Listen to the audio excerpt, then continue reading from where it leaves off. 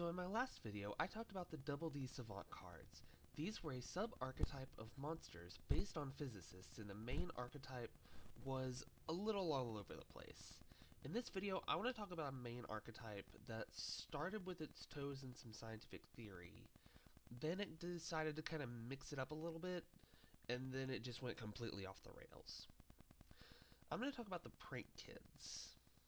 The Prank Kids are a main archetype with 4 main deck monsters, whose effects revolve around spamming the board so they can go into their fusion and link monsters. And they also have various effects that trigger when they are sent to the grave for those extra deck summonings.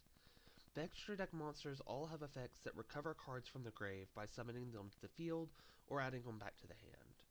But today, I just want to focus on these 4 main deck monsters. The Prank Kids get their name from the scientist Max Planck. When pronounced with a Japanese accent, the L and the R sound almost identical, so Planck becomes prank. And combining this with the English word prank, a practical joke or mischievous act, we get the Prank Kids.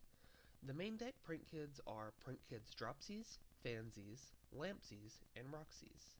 They are based off the 4 elements of water, air, fire, and earth, to give them a theme to work with. But also each of these monsters are based off an idea studied by Planck.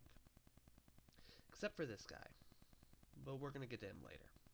Born April 23, 1858 and died October 4, 1947, Planck was the German theoretical physicist who is the originator of quantum mechanics. Quantum mechanics is the fundamental theory that all physical properties in nature can be described on a scale of atomic and subatomic particles.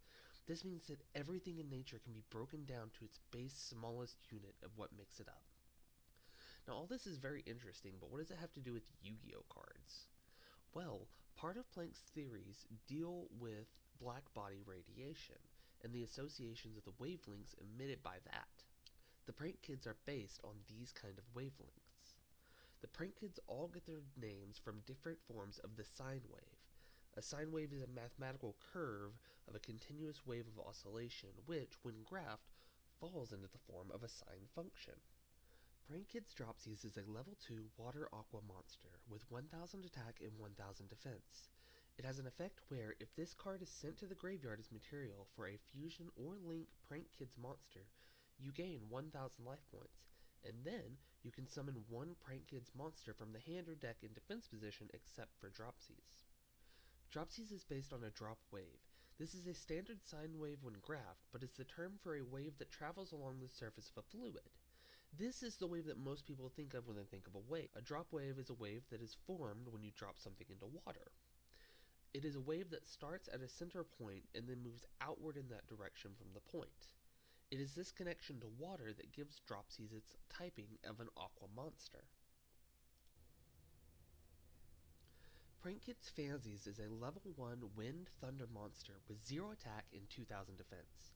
It has an effect where, if this card is sent to the graveyard as material for a fusion or link Prank Kids monster, you can send 1 Prank Kids card from your deck to the grave except for Fansies. And then, you can summon 1 Prank Kid monster from the hand or deck in defense position except for Fansies. Known as Prank Kids Pulse in the OCG, Fansies is based on the pulse wave. This is a square wave with a consistent period but asymmetrical waves. It is represented in a graph as a form of a square wave, which can happen in pulses, going up a certain value before falling back down to 0. A pulse wave is a common one found in sound waves, and in particular, electronic instruments such as the synthesizer. It can be used in digital electronics, as a pulse wave can be used as a reliable on-off signal for switches. It is this connection to electronics that gives Fansies its typing as a thunder monster. Prank Kid Lampsies is a level 3 fire pyro monster with 1500 attack and 500 defense. It has an effect where, if this card is sent to the graveyard as material for a fusion or link Prank Kids monster, you can inflict 500 damage to your opponent and then summon 1 Prank Kids monster from your hand or deck in defense position except for Lampsies. Lampsies is based on a ramp wave. This is a wave that rises quickly at an angle before it reaches a point and then drops back down in a straight line.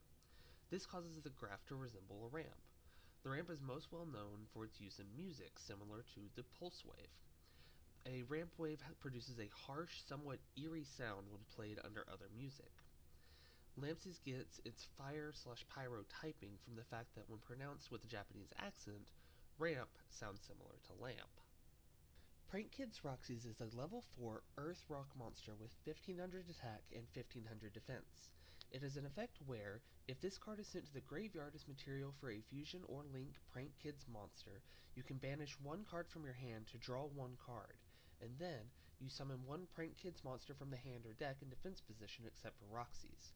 It is also the only main deck Prank Kids monster whose attack and defense do not add up to 2000. Prank Kids Roxies is based on rocks. He's not actually based on a sine wave such as the other three main deck Prank Kids monsters. When they expanded the Prank Kids archetype past the initial three monsters, they just kind of moved away from the connection to Plank entirely, and Roxies was used to fill the role of Earth to the water, air, and fire of the other three. However, there may still be a connection, although probably not an intended one. What is the first connection you make when you think Earth and waves? An earthquake. An earthquake is caused when two tectonic plates shift against one another, and this causes a seismic wave to form and spread out. A seismic wave, however, isn't a single wave, it is made up of three separate waves. The first is the surface wave, which is exactly what it sounds like. It is the wave that travels along the surface of the Earth. It is a mechanical wave, and it travels a lot slower than the other two. The secondary is the primary wave, or the P wave, which is a pressure wave that travels in a longitudinal pattern. It is the fastest of the three waves, and is the one that's recorded by seismographs before the other waves arrive. The final wave is the secondary wave, or the S wave, that travels in a transverse pattern. This wave arrives second and is the wave that tells the most about the seismic event. It is also the one most similar in appearance to the waves the other Prank Kids are based on, and is the most likely candidate for Roxy's design. So is it very likely that Roxy's is based on the secondary wave of a seismic wave caused by a seismic event? Probably not, but it's the only theory that I have right now. While the main deck Prank Kids started out with a really cool idea of being based on the work of Max Planck, none of the other cards in the deck really have any connection to his work that I've been able to find. Does this make the Prank Kids a bad archetype? Of course not. They're a delightful group of kids and a very fun deck to play. The knowledge that they started out as a play on the name Plank just adds to the prankish nature of these cards, and I hope that in the future, when they do get more support, that they may return to this idea even just a little bit. I hope you enjoyed this video. Thank you for watching.